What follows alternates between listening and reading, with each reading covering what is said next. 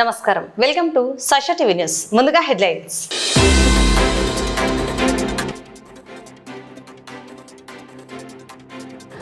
ఘనంగా Rahul English medium school ప్రారంభం.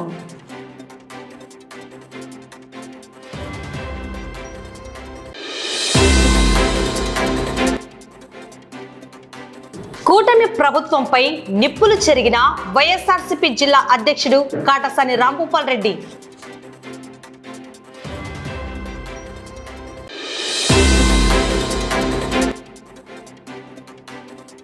పర్యావరణ దినోత్సవం సందర్భంగా నారికేలంపై చిత్రకారుడు కోటేష్ కుంచె నుండి 620 సూక్ష్మ చిత్రాలు.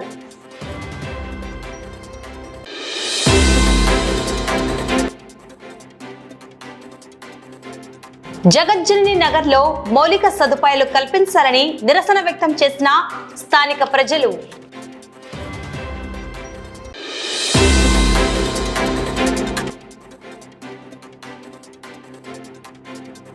నంద్యాల ప్రభుత్వ జనరల్ హాస్పిటల్ ఎదుట శానిటేషన్ కార్మికుల భారీ ధర్నా.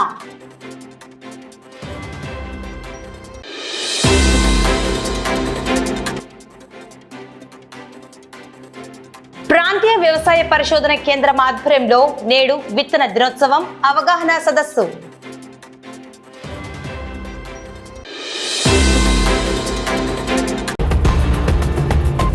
వైఎస్ఆర్ కాంగ్రెస్ పార్టీ ప్రజా గొంతుకగా మరోసారి గర్జించింది. నంద్యాల జిల్లా పాణ్యం నియోజకవర్గంలో రాజకీయ సెగలు రేగుతున్నాయి. కూటమి ప్రభుత్వం అధికారంలోకి వచ్చి 2 ఏళ్లు పూర్తవుతున్నా ఇచ్చిన హామీలను తుంగలో తొక్కారంటూ వైఎస్ఆర్సీపీ శ్రేణులు రోడ్డెక్కాయి. వెన్నుపోటుకు 2 ఏళ్లు పేరిట నిర్వహించిన భారీ నిరసన కార్యక్రమంలో వైఎస్ఆర్సీపీ జిల్లా అధ్యక్షుడు మాజీ ఎమ్మెల్యే కాటసాని రాంభూపాల్ రెడ్డి చంద్రబాబు, పవన్ కళ్యాణ్ ప్రభుత్వ విధానాలపై నిప్పులు చెరిగారు. ప్రజలను మోసం చేసిన కూటమి మేనిఫెస్టోను పాణ్యం నడిబొట్టున దహనం చేసి రాబోయే రోజుల్లో ప్రజా పోరాటం మరింత ఉధృతం చేస్తామని పేర్కొన్నారు. పాణ్యం గడ్డపై ప్రజా ఆగ్రహం కట్టలు తెంచుకుంది. వైఎస్ఆర్సీపీ జిల్లా అధ్యక్షుడు కాటసాని రాంభూపాల్ రెడ్డి నేతృత్వంలో జరిగిన వెన్నుపోటుకు 2 ఏళ్లు కార్యక్రమం విజయవంతమైంది. ఎన్నికల ముందు ఆకాశమే హద్దుగా హామీలిచ్చి గద్దెనెక్కాక ప్రజలను నట్టేట ముంచారంటూ కాటసాని రాంభూపాల్ రెడ్డి చంద్రబాబు, పవన్ కళ్యాణ్లపై తీవ్ర స్థాయిలో విరుచుకుపడ్డారు. కూటమి ప్రభుత్వం చెప్తున్న అబద్ధాలపై కాటసాని ఘాటుగా స్పందించారు. అసలు క్షేత్రస్థాయిలో ఏ ఒక్క హామీ నెరవేర్చకుండా ఏ సిగ్గులేని తనంతో సూపర్ 6 సక్సెస్ అయిందని ప్రచారం చేసుకుంటున్నారని నిలదీశారు. నాడు సొంత మామకే వెన్నుపోటు పొడిచిన చంద్రబాబు నేడు ఓట్లేసి గెలిపించిన ప్రజలను వెన్నుపోటు పొడవడం వెన్నతో పెట్టిన విద్య అంటూ తీవ్ర విమర్శలు గుప్పించారు. ఇక డిప్యూటీ సీఎం పవన్ కళ్యాణ్ తీరుపై కాటసాని వ్యంగ్యాస్త్రాలు సంధించారు. ఆంధ్రప్రదేశ్లో డిప్యూటీ సీఎంగా ఉండి ఇక్కడి ప్రజలకు ఇచ్చిన ఒక్క హామీని కూడా అమలు చేయకుండా పక్క రాష్ట్రమైన తెలంగాణకు వెళ్లి ప్రశ్నిస్తాననడం హాస్యాస్పదమన్నారు. పవన్ కళ్యాణ్ మాటలు చూసి ప్రజలు నవ్వుకుంటున్నారని ఎద్దేవా చేశారు. మోదీ, చంద్రబాబు, పవన్ కళ్యాణ్ ముగ్గురు కలిసి ఇచ్చిన మేనిఫెస్టో ఏమైందని ప్రతిపక్షాలు నిలదీస్తుంటే సమాధానం చెప్పలేక దాడులు, అక్రమ కేసులు, దౌర్జన్యాలకు దిగుతున్నారంటూ మండిపడ్డారు. అధికార గర్వంతో ప్రతిపక్షాల గొంతు నొక్కలేరని హెచ్చరించారు. త్వరలోనే తెలుగుదేశం పార్టీ నాయకులు సైకిల్ యాత్రలతో మీ ముందుకు వస్తారని, నాడు ఎన్నికల ముందు నీకు 15,000, నీకు 18,000 ఇస్తామని చెప్పిన మాటలను గుర్తుపెట్టుకోవాలని ప్రజలకు పిలుపునిచ్చారు.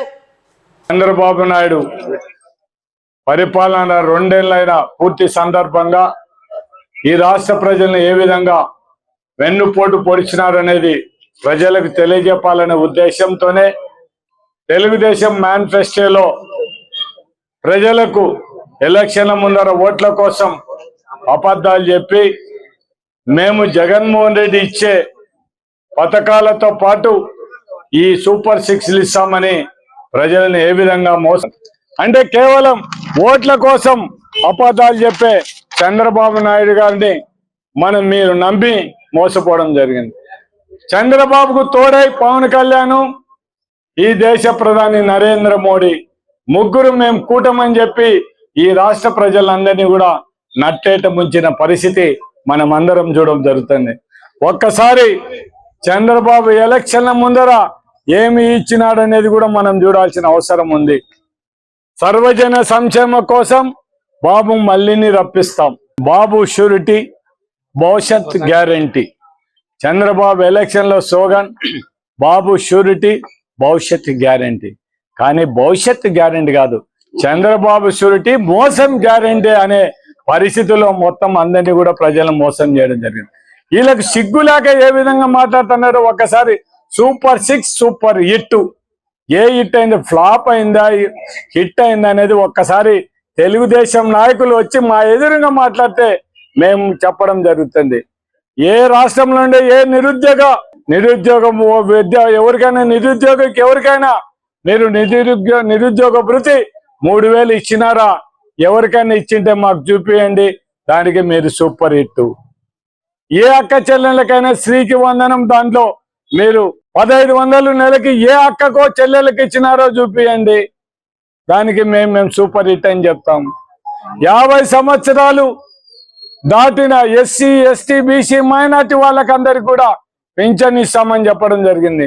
ఎవరికైనా ఇచ్చినారా చెప్పండి, సూపర్ హిట్ అని చెప్తాం. మీకు మొత్తం మీరు ఇవన్నీ కూడా చేయడానికి చేతగాక మీరు ప్రజలను మోసం చేసి మీ అందరికి మీరు డబ్బా కొట్టుకుంటా మేము సూపర్ 6 సూపర్ హిట్ అంటే రండి, మీరు ప్రజల దగ్గరికి రండి. ఏ సూపర్ హిట్ అయిందా, సూపర్ డూప్ అయిపోయినా అని కూడా మేము చెప్పడం జరుగుతుంది. మీకు ఏదో ఊరికే మీడియా మా చేతిలో ఉందని చెప్పి మీరేదో ఆంధ్రజ్యోతి, ఈనాడు, ఏబిఎన్, ఈటీవీ, TV5 మా చేతిలో ఉన్నాయి. మేము ఏం మాట్లాడినా కూడా రాసే పత్రికలు ఉన్నాయి, మేము ఏం మాట్లాడినా కూడా రిలే చేసే టీవీలు ఉన్నాయని మాట్లాడితే ఎట్లయితే అది ఒక్కసారి మనం చూడాల్సిన అవసరం ఉంది. దాంతో పాటు ఆ రోజు ఎలక్షన్ల ముందర చంద్రబాబు నాయుడు వీళ్ళందరూ కూడా ఒకటి మనకి ఇవ్వడం జరిగింది. బాబు షూరిటీ, భవిష్యత్ గ్యారంటీ. దాంట్లో ఆయన చంద్రబాబు అనే నేను ఈ రాష్ట్ర ప్రజలు నాపై ఉంచిన నమ్మకాన్ని నిలబెట్టుకుంటానని త్రికరణ శుద్ధితో ప్రమాణం చేస్తున్నాను. 2024లో టీడీపీ అధికారం వచ్చిన తర్వాత భవిష్యత్ గ్యారెంటీలోని వాగ్దానాలని ఎటువంటి వివక్షణ లేకుండా, నిబంధనలు విధించకుండా అమలు చేయడంతో పాటు ఈ రాష్ట్ర అభివృద్ధికి, పురోగతికి పురుడంకితమవుతానని ప్రతిజ్ఞ చేయుచున్నాను. ఇట్లు చంద్రబాబు నాయుడు. పవన్ కళ్యాణ్ కూడా బాబు షూరిటీ, భవిష్యత్ గ్యారంటీలో చంద్రబాబు, పవన్ కళ్యాణ్ అనే మేము మన రాష్ట్ర ప్రజలకు, చంద్రబాబుతో మేమిద్దరం కూడా ఈ రాష్ట్ర ప్రజలకు అందరికి కూడా మేము ఇచ్చిన వాగ్దానాలను మేము నెరవేరుస్తాం. ఖచ్చితంగా మేము బాండ్ల రూపంలో ఇస్తామని చెప్పి ప్రజలను మోసం చేసిన పరిస్థితి పవన్ కళ్యాణ్ గారు వీళ్ళందరూ కూడా చేయడం జరిగింది. కానీ పవన్ కళ్యాణ్ గారు ఒకటి మాత్రం ఖచ్చితంగా చెప్పాల్సిన అవసరం ఉంది. ఏదో పవన్ కళ్యాణ్ రియల్ హీరో సినిమాలో చేసినట్టు రాజకీయాల్లో చేస్తారని మనం అందరం కూడా ఆశించడం జరిగింది. కానీ సినిమాలో రియల్ హీరోగా యాక్ట్ చేసే పరిస్థితి పవన్ కళ్యాణ్ ఉంటే, మామూలుగా నిజ జీవితంలో హీరో అనుకుంటే నిజ జీవితంలో కూడా రియల్ హీరోగా ప్రవర్తించే పరిస్థితిలో పవన్ కళ్యాణ్ ఉంటే ఒక్కసారి ఆలోచన. నువ్వు పోయి తెలంగాణ పోయి అక్కడెందుకు ప్రశ్నించకూడదని మీరు మాట్లాడే పరిస్థితులు ఉన్నారు. అయ్యా పవన్ కళ్యాణ్ గారు ముఖ్యమంత్రిగా ప్రజలతో ఓట్లేపి లాస్ట్ మీ కాపులందరినీ కూడా మొత్తం ఏదో పాపం మా పవన్ కళ్యాణ్ వస్తున్నాడు, మేము అందరం కూడా మా పవన్ కళ్యాణ్ సపోర్ట్ చేసిన వాళ్ళందరినీ నువ్వు ఏదో హీరోవు చెప్పిన మాట నెరవేర్చుకుంటావు అంటే వాళ్ళని కూడా మోసం చేసిన ఘనత పవన్ కళ్యాణ్ గారిది, మీది. మీరు ఇప్పటికైనా తెలంగాణలో ఏం ప్రశ్నిస్తారు? ఈడ డిప్యూటీ ముఖ్యమంత్రిగా ఈ రాష్ట్ర ప్రభుత్వంలో నువ్వు కూడా ఒక భాగస్వామి. అవన్నీ కూడా యువతకు, అదే విధంగా అక్క చెల్లెళ్లకు మీరు ఇస్తామనే ఆ 3000 నిరుద్యోగ భృతి, ఈ నెలకు 1500 వాళ్ళకి అందరికి ఇప్పించండి. మీరు నిజంగా మామూలుగా సినిమాలో కాదు హీరో, ప్రజలలో కూడా నువ్వు వాళ్ళకందరికి కూడా నిరుద్యోగులకు, అక్క చెల్లెళ్ళకి ఇస్తే మేమే నీకు రియల్ హీరోని. మిమ్మల్ని మేము పొగడానికి మాకేం అభ్యంతరం లేదు. ఈ విధంగా మీరు ప్రజలకు మోసం చేసి ప్రజలను చేసే పరిస్థితులు అంటే మీరేదో తెలంగాణ పోయి మాట్లాడితే ముందు ఈడ నువ్వు ముఖ్యమంత్రి డిప్యూటీ ముఖ్యమంత్రి దిక్కు లేదు. ముందు ఈ రాష్ట్ర ప్రజలను గురించి ఆలోచించు, తర్వాత తెలంగాణ గురించి ఆలోచించమని చెప్పి ఒక్కసారి చంద్రబాబు పరిపాలన మనం ఏ విధంగా ఉందంటే, జగన్మోహన్ రెడ్డి పరిపాలన ఇంటికి 50 ఇండ్లకు ఒక వాలంటరీ వ్యవస్థను పెట్టి ప్రజలకు ఏది ఇబ్బందులు ఉంటే ఆ ఇబ్బందులను పూర్తి చేసిన ఘనత ఆనాడు జగన్మోహన్ రెడ్డి అంటే, ఈనాడు చంద్రబాబు నాయుడు పరిపాలన ఏ విధంగా ఉంది అనేది మనం ఒక్కసారి. ఎక్సైజ్ శాఖ తాగమంటుంది, పోలీస్ శాఖ ఊదమంటుంది, న్యాయశాఖ కోర్టుకు రమ్మంటుంది, ఫైన్ కట్టమంటుంది ఆర్థిక శాఖ. అంటే మన చంద్రబాబు నాయుడు గవర్నమెంట్ మనం ఆ పరిస్థితుల్లో ఉన్నాం. అంటే మీరు ఇష్టం వచ్చినట్టు తాగండి, పోలీసులు ఫైన్లు వేస్తారు, మీరు ఫైన్లు కట్టండి, కోర్టుకు వచ్చి డబ్బులు కట్టండి, మేము ఈ విధంగా సంపద సృష్టిస్తున్నాం. ఈ రాష్ట్రంలో ఏమైనా వస్తాయో కానీ ఫోన్ చేస్తే వస్తాయో చెప్పలేం, కానీ మీకు మందు కావాలంటే గ్యారెంటీ ఇస్తాను నేను ఈరోజు మీకు అందరికి. మీకు ఎవరికైనా మందు కావాలంటే చెప్పండి, మీకు రాత్రి అర్ధరాత్రి 12 అయినా 1 గంట అయినా కూడా మీ ఇంటికి మందు సప్లై చెప్పి ఖచ్చితంగా చేపిస్తామని కూడా మీకు ఈ సభాముఖంగా విజ్ఞప్తి చేస్తున్నాను. ఎక్కడ బిల్ షాపులు, ఊరికి 4 బిల్ షాపులు 5 బిల్ షాపులు ఉండే పరిస్థితి, మందు ఎక్కడ కావాలంటే అక్కడ దొరికే పరిస్థితి. రాజకీయాలలో ఏ ముఖ్యమంత్రి కూడా చూసినాం కానీ చంద్రబాబు నాయుడు అంటే ముఖ్యమంత్రిని ఎవరిని మనం చూడలేదు. మీకు నాణ్యమైన మందు ఇస్తాను, తక్కువ రేటుకి ఇస్తాను, బాగా తాగి ఊగి మొత్తం మీ భార్య పిల్లలను కొట్టండి అని చెప్పి ఏకైక నాయకుడు చంద్రబాబు నాయుడు అనేది మాత్రం మనం ఎవరం కూడా మర్చిపోవడానికి వీల్లేదు. అందుకే ప్రజలారా మీరందరూ ఒక్కసారి ఆలోచించండి. మీకోసం కష్టపడి జగన్మోహన్ రెడ్డి పోగొట్టుకోవడమే ఈ రోజు ఈ రాష్ట్రం నుండే రైతుల పరిస్థితి మీరు ఒక్కసారి ఆలోచించుకోండి. మనకు వేరేదొద్దు, పాణ్యం టౌన్ లోనే చూసుకున్నాం. మీ రైతులందరూ ఏ విధంగా నష్టపోయినారో మీరందరూ కూడా ఒక్కసారి ఆలోచించండి. ఆ రోజు జగనన్న గవర్నమెంట్ ఎక్కడన్నా మందు దొరికే పరిస్థితి ఉన్నదా? కేవలం ఆ బ్రాందీ షాపులు తప్ప ఎక్కలేని పరిస్థితి.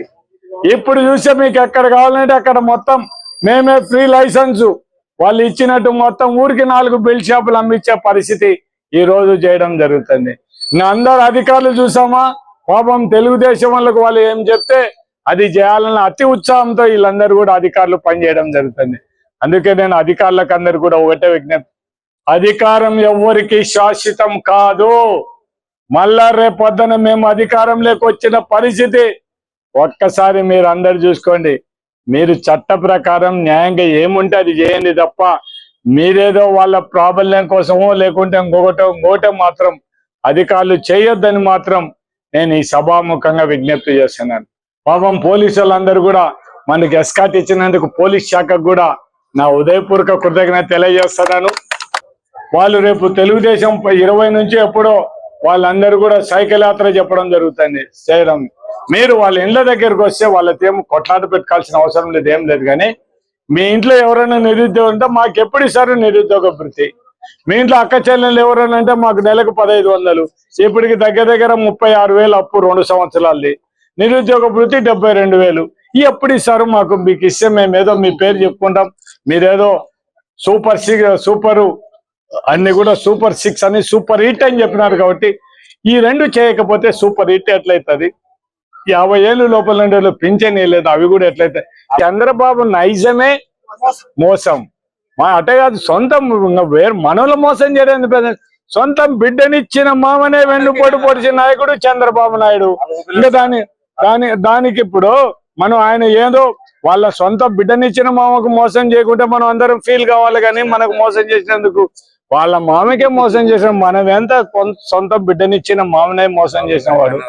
మన అందరికి కూడా ఆయన అట్లాంటి ఆయనకే ఎన్టీ రామారావు మోహన్ బాబునికే వెన్నుపోటు పొడిచినప్పుడు మనం ఏం కదా దాని గురించి మాట్లాడడం లేదు. ప్రజలందరూ కూడా తెలుసుకోండి, ఎవరు బాగా పనిచేస్తారు ఏమనేది కూడా తెలుసుకోవాలని విజ్ఞప్తి చేస్తూ మళ్ళా మనకు మంచి కాలం రాబోతుంది. మళ్ళా 2029లో అధికారంలో మనమే వస్తాం. వచ్చిన తర్వాత మనం ఏం చేయడానికి ఉంటే ఎప్పుడైతే మనం తెలుగుదేశం వాళ్ళు చేయలేదని మాట్లాడుతున్నా అవన్నీ ఖచ్చితంగా చేసి చూపిస్తామని మాత్రం నేను విజ్ఞప్తి చేస్తూ నంద్యాల పట్టణంలోని టీచర్స్ కాలనీలో నూతనంగా రోటరీ సుబ్బయ్య ఆధ్వర్యంలో ఏర్పాటు చేసిన రాహుల్ ఇంగ్లీష్ మీడియం స్కూల్ ప్రారంభోత్సవ పూజా కార్యక్రమం ఈ రోజు ఘనంగా నిర్వహించబడింది. ఈ కార్యక్రమానికి ముఖ్య అతిథిగా విచ్చేసిన ప్రముఖ రామకృష్ణ విద్యా సంస్థల అధినేత డాక్టర్ రామకృష్ణారెడ్డి పాఠశాలను ప్రారంభించారు. విద్యార్థులకు నాణ్యమైన విద్య అందించడంలో ఇటువంటి విద్యా సంస్థలు కీలక పాత్ర పోషిస్తాయని పేర్కొన్నారు. స్కూల్ కరెస్పాండెంట్ సుబ్బయ్య మాట్లాడుతూ, విద్యార్థులకు ఉత్తమ విద్యను అందించాలనే లక్ష్యంతో పాఠశాలను విశాలమైన తరగతి గదులు, ఆట స్థలం, ఆహ్లాదకరమైన వాతావరణం, ఆధునిక సౌకర్యాలు అందుబాటులో ఉంచామన్నారు. ముఖ్యంగా డిజిటల్ టీవీల సహాయంతో సాంకేతిక ఆధారిత బోధన అందించేందుకు ప్రత్యేక ఏర్పాట్లు చేయడం జరిగింది. విద్యార్థుల సర్వతోముఖాభివృద్ధికి అనుకూలమైన విద్యా విధానాలను అమలు చేయనున్నట్లు తెలిపారు.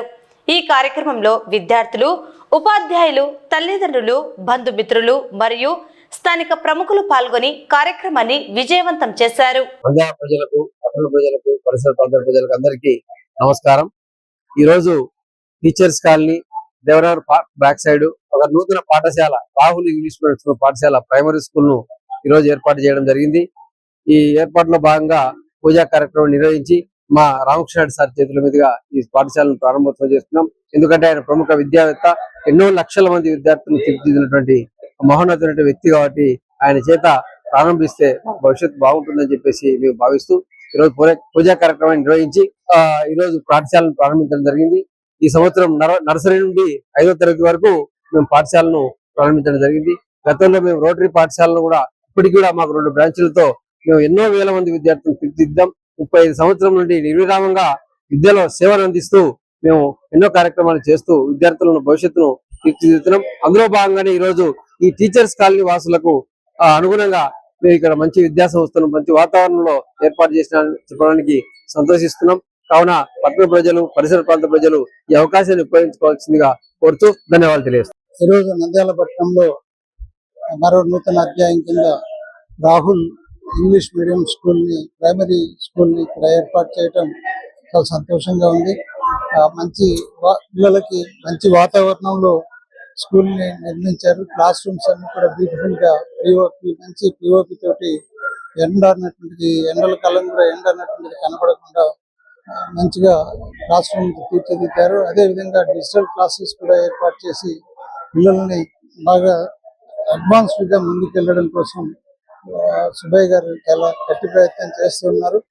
ఖచ్చితంగా వీరికి, ఎందుకంటే గతంలో కూడా రోటరీ స్కూల్ ఇవన్నీ కూడా రన్ చేసినటువంటి అనుభవం ఉంది. దాదాపుగా 25-30 సంవత్సరాల నుంచి ఇదే ఫీల్డ్ ఉన్నారు కాబట్టి టీచర్లను ఎలా చూసుకోవాలి, విద్యార్థులను ఎలా చూసుకోవాలి, తల్లిదండ్రులతో ఎలా మెలగాలి అనేటువంటి విషయాల మీద చక్కటి అవగాహన ఉంది.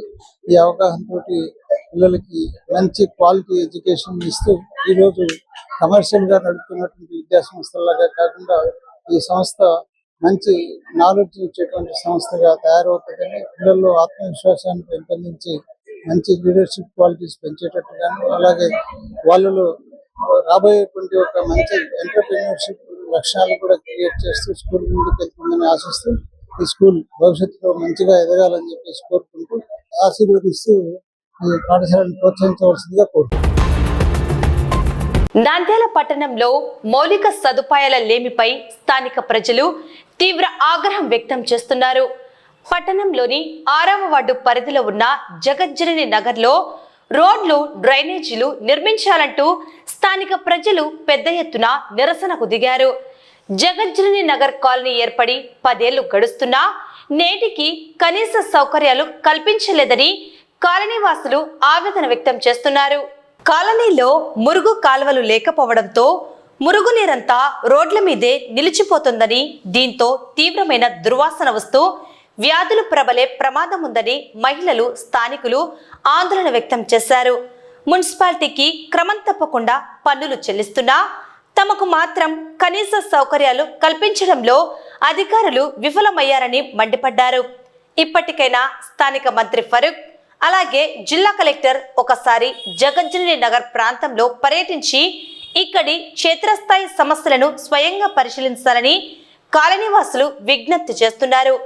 అనేక సార్లు మున్సిపల్ కమిషనర్ దృష్టికి ఈ సమస్యను తీసుకెళ్లినా ఎలాంటి ఫలితం లేకుండా పోయిందని కాలనీ ప్రతినిధులు సుకూర్ బాషా, షరీఫ్ బాషా గౌడ్ తీవ్ర అసంతృప్తి వ్యక్తం చేశారు. తక్షణమే స్పందించి రోడ్లు, డ్రైనేజీ సమస్యను పరిష్కరించకపోతే ఆందోళనలను మరింత ఉధృతం చేస్తామని హెచ్చరించారు. ఈ నిరసన కార్యక్రమంలో 6వ వార్డు ప్రజలు పెద్ద సంఖ్యలో మహిళలు పాల్గొన్నారు. नमस्ते फारूक सर, हमारा रोडा अच्छे नहीं, नाले अच्छे नहीं, सांपा आती ही, हमें फिरना का तो बहुत तकलीफ हो गया है। लंगड़े आदमी आज फिर सकते नहीं। रोडा डालो जल्दी, इससे अव्वल भी बोले, हामी दिए, हामी को क्या भी बोल सके नहीं, गच्चू भर गए न्यू काले में उतना चिक्कड़ में आको देखो गए फारूक के बेटे, क्या बोले नहीं। अब तक का भी देखे तो भी न्यू काला आता है। हमारी परिस्थिति देखो, एक टाइम आको जगत जननी नगर कने वहां तक रोड है, वहां से रोडा नहीं। हमना आओ बाजार आको दाल को जाओ, रोडा डालो अब कितने रोज बोल कर रहा देखना, आको भी हमें 7 साल हो गया, रोडा नहीं, क्या नहीं, कालवे नहीं, पानी के परसुम डाली वो पानी भी नहीं था यहाँ।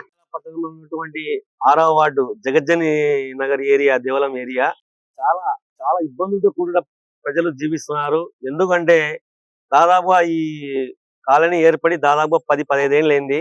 కానీ ఇంతవరకు రోడ్ల పరిస్థితి రాకపోవడం చాలా బాధాకరం.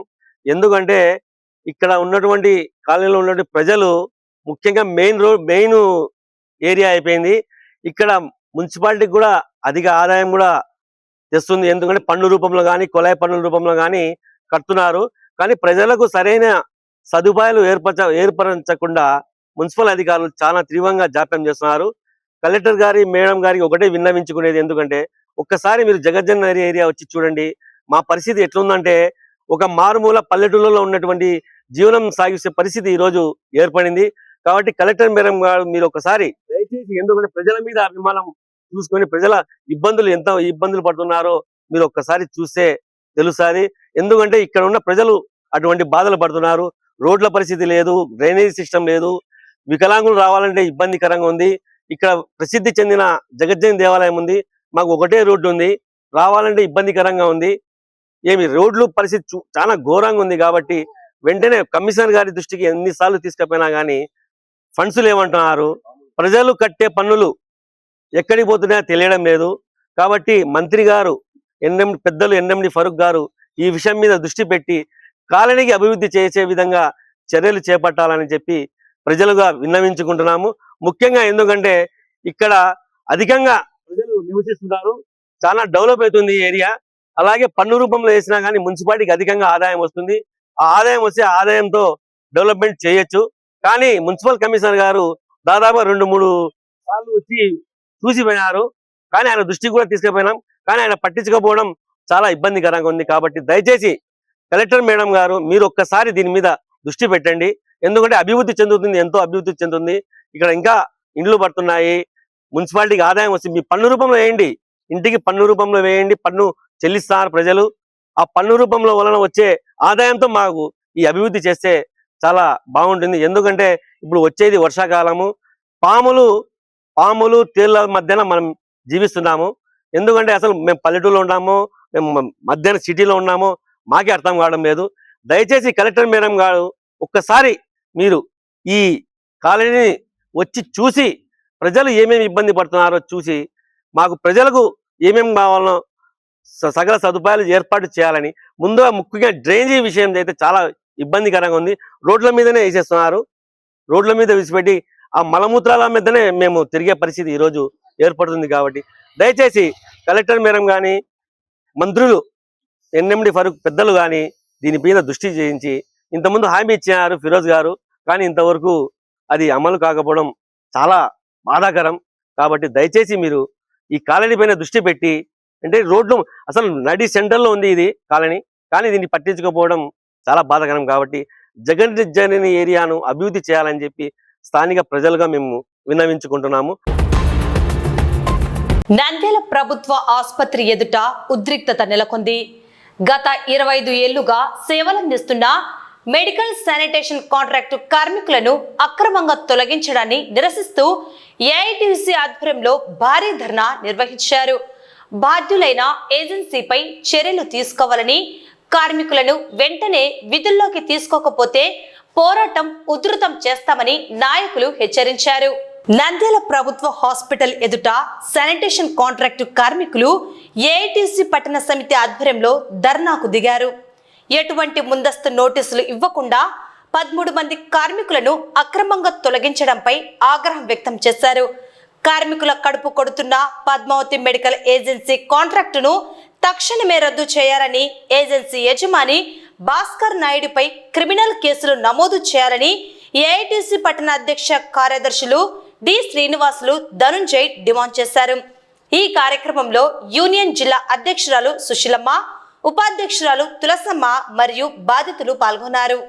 కొత్తగా వచ్చిన పద్మావతి ఏజెన్సీని నంద్యాల గవర్నమెంట్ హాస్పిటల్లో శానిటైజ్ కార్మికులను జనవరి నెల నుండి నిర్దాక్షిణ్యంగా ఎటువంటి నోటీస్ ఇవ్వకుండా 50 ఏళ్ళ నిర్ణయం సాగుతో వారికి విద్యా అర్హత కావాలని ఒక 2 సాగుతో వారిని తొలగించారు. దయచేసి కాంట్రాక్టర్ గారు వెంటనే ఈ 50 ఏళ్ళ నిండిన కార్మికులను ఈరోజు గవర్నమెంట్ కుటుంబీ గవర్నమెంట్ చెప్తుంది 60 నుండి 60 నెలల వరకు ఉద్యోగ భద్రత కాంట్రాక్ట్ కార్మికులకు ఉంటాయని.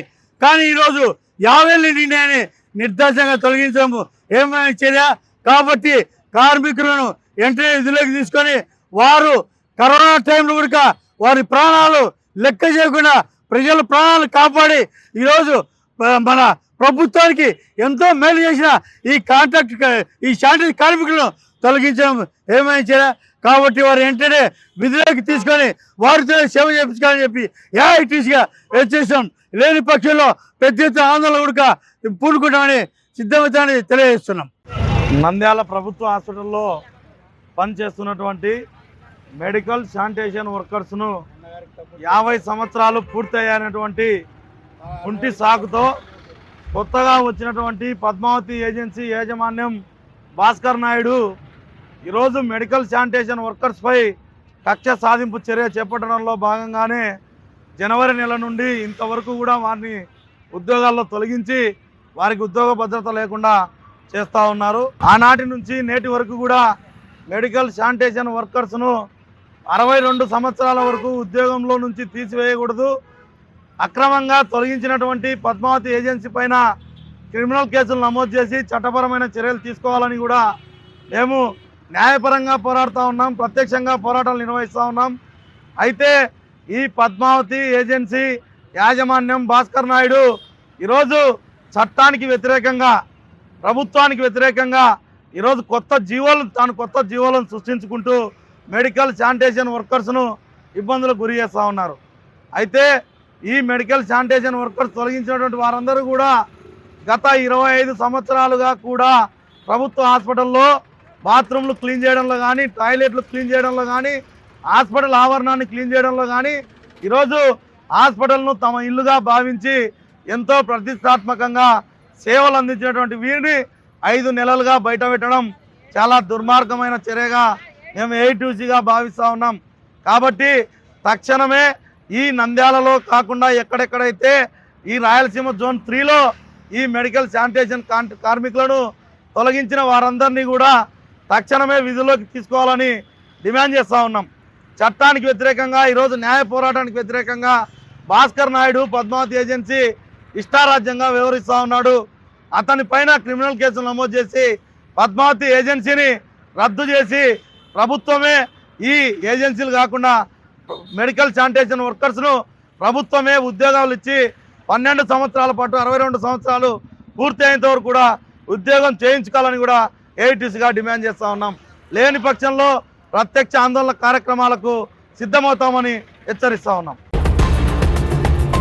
పర్యావరణ దినోత్సవంను పురస్కరించుకుని నంద్యాల పట్టణానికి చెందిన ప్రముఖ చిత్రకారుడు కోటేష్ నారికేలంపై 620 సూక్ష్మ చిత్రాలను గీచి ప్రజలకు పర్యావరణ పరిరక్షణపై అవగాహన కల్పించారు.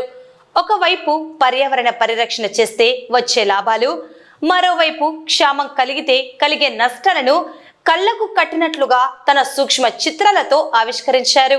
ప్రపంచ పర్యావరణ దినోత్సవం పురస్కరించుకొని ఒక వినూత్నంగా చిత్రం వేశాను. టెంకాయ మీద అంటే టెంకాయ చుట్టూ 620 సూక్ష్మ చిత్రాలు వేశాను. అంటే ఇది మైక్రో బ్రష్లతో వాటర్ కలర్స్ పెయింటింగ్తో వేశాను. ఈ చిత్రం వేయడానికి 6 గంటల సమయం పట్టింది. నేను వేసిన ఈ చిత్రంలో ప్రకృతి అంటే పర్యావరణం బాగుంటే ఎలా ఉంటుంది అని చూపించాను. అదే పర్యావరణం క్షామం అంటే కరువు ఉంటే ఎలా ఉంటుంది చిత్రంలో చూపించాను. పర్యావరణంలో చెట్లు, భూమి, ఆకాశం, అన్నీ ఉన్నట్లు, అలాగే పశువులు, జంతువులు, పక్షులు, నదీ జలాలలో జీవరాశులు అంటే స్వేచ్ఛగా ఉన్నట్లు, అంటే ప్రకృతి సోయగాన్ని చూసి గుణదేవత సంతోషంగా ఉన్నట్లు చేశారు. అంటే పర్యావరణము అంటే బాగుంటే అందరూ బాగుంటారు, అన్ని జీవరాశులు బాగుంటాయి అనే విధంగా. అదేవిధంగా మరో భాగంలో క్షామం అంటే కరువు, అంటే పర్యావరణం లోపిస్తే ఎంత భయంకరంగా ఉంటుంది, కరువు ఎట్లుంటుంది, ఎండిపోయిన చెట్లు, నరికివేసిన చెట్లు, మనుషుల మృతదేహాలు, పశువులు, పక్షులు, జంతువులు, ఇలా అన్ని మృతదేహాలు చూపించారు. అలాగే వన్యప్రాణులకు నీరు లేక, నీడ లేక, ఆహారం లేక అలమటించిపోయి వనదేవతను మొరబెట్టుకున్నట్లు వేశారు. వీటన్ని చూసి వనదేవత ఇక్కడైనా మారండి మనుషులారా, పర్యావరణాన్ని కాపాడండి అని చేతులు జోడిస్తూ వేడుకున్నట్లు వేశారు. పర్యావరణం అంటే ఏంది అంటే మన చుట్టూ ఉన్న వాతావరణమే, గాలి, నీరు, భూమి, చెట్లు, మనుషులు, పక్షులు, జంతువులు ఇవన్నీ కలిస్తేనే పర్యావరణం. అంటే మన చుట్టూ ఉన్న వాతావరణాన్ని మనం సరిగా చూసుకుంటే బాగుంటుంది. పచ్చగా ఉంటే అంటే పచ్చ ఉండడానికి చెట్లు పెంచాలి. కానీ మనిషి ఈరోజు తన స్వార్థ ప్రయోజనం కోసము నాశనం చేస్తున్నారు పర్యావరణాన్ని. వ్యర్థ ప్లాస్టిక్ వాడి వాతావరణానికి భంగం కలిగిస్తున్నారు. రోజుకు ప్రతి సంవత్సరము 11,000 మిలియన్ టన్నుల ప్లాస్టిక్ వ్యర్థాలు భూమి నుండి, నీటి నుండి వస్తున్నాయని పరిశోధకులు చెప్తున్నారు. పర్యావరణం సరిగ్గా లేకనే ఈరోజు 45 డిగ్రీలు 50 డిగ్రీల వరకు ఉష్ణోగ్రత ఉంటుంది. అంటే మన చేతులను మనం చేసుకుంటున్నాం. కాబట్టి ఇక్కడైనా మేల్కొని అంటే ప్రతి జీవరాశి పర్యావరణంలో ఆధారపడి ఉంది. మన జీవనాధారం కూడా పర్యావరణమే.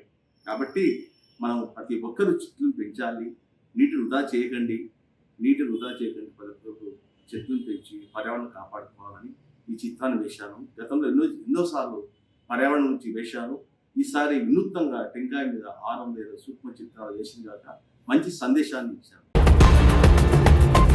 నంద్యాల పట్టణం PGRS హాల్ నందు ప్రాంతీయ వ్యవసాయ పరిశోధన కేంద్రం ఆధ్వర్యంలో అసోసియేట్ డైరెక్టర్ పరిశోధన RARS డాక్టర్ జాన్సన్ అధ్యక్షతన నేడు విత్తన దినోత్సవం అవగాహన సదస్సు నిర్వహించడం జరిగింది.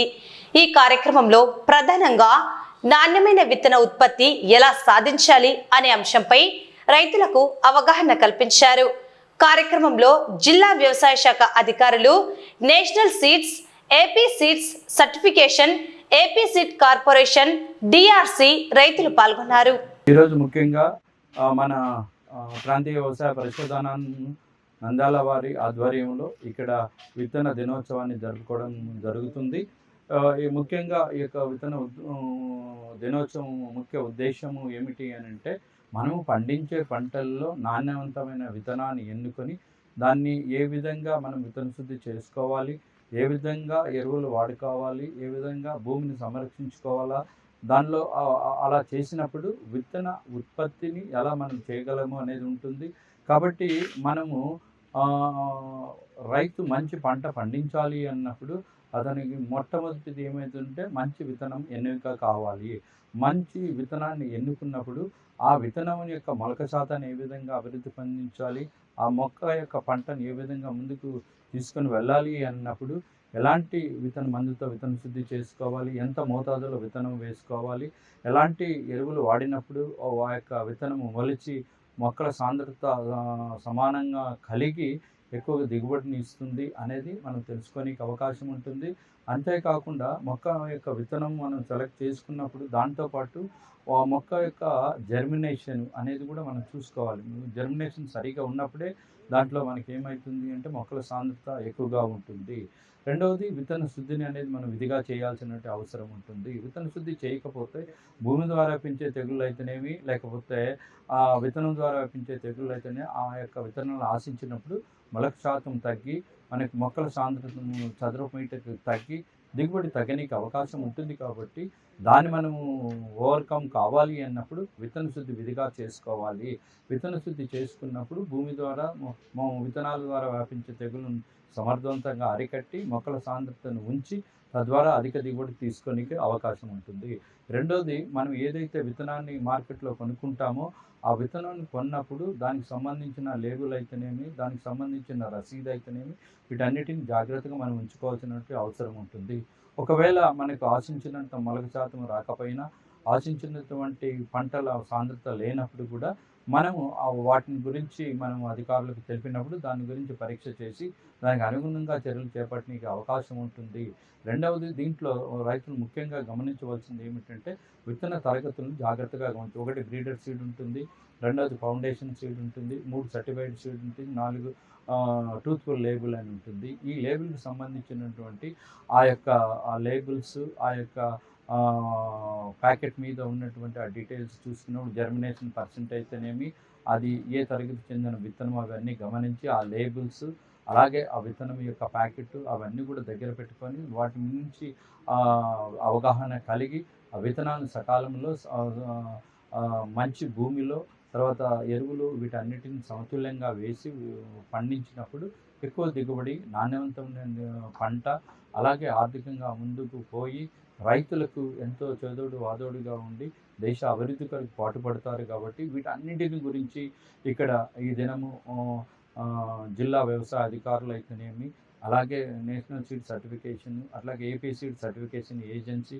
AP seed development corporation, DRC వాళ్ళు, తర్వాత రైతుల యొక్క భాగస్వామ్యంతో రైతులకు అవగాహన సదస్సును అందించి తద్వారా మేలు, ఉత్తమమైన పంట దిగుబడిని సాధిస్తారని కోరుతూ ఈ అవకాశం ఇచ్చిన మీ అందరికీ కూడా ధన్యవాదాలు.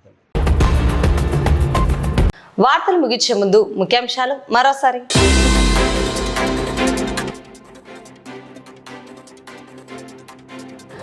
ఘనంగా రాహుల్ ఇంగ్లీష్ మీడియం స్కూల్ ప్రారంభం.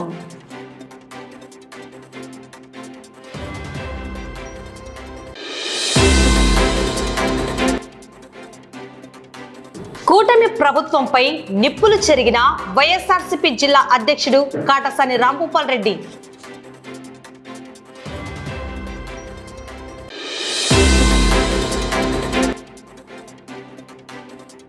పర్యావరణ దినోత్సవం సందర్భంగా నారికేలంపై చిత్రకారుడు కోటేష్ కుంచె నుండి 620 సూక్ష్మ చిత్రాలు.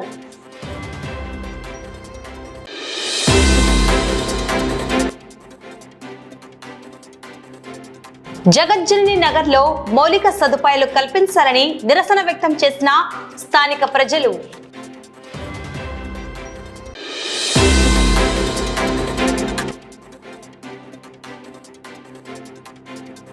నంద్యాల ప్రభుత్వ జనరల్ హాస్పిటల్ ఎదుట శానిటేషన్ కార్మికుల భారీ ధర్నా.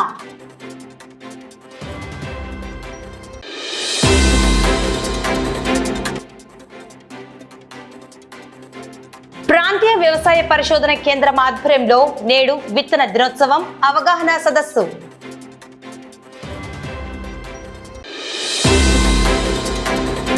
ఈ వార్తలు ఇంతటితో సమాప్తం. నమస్కారం.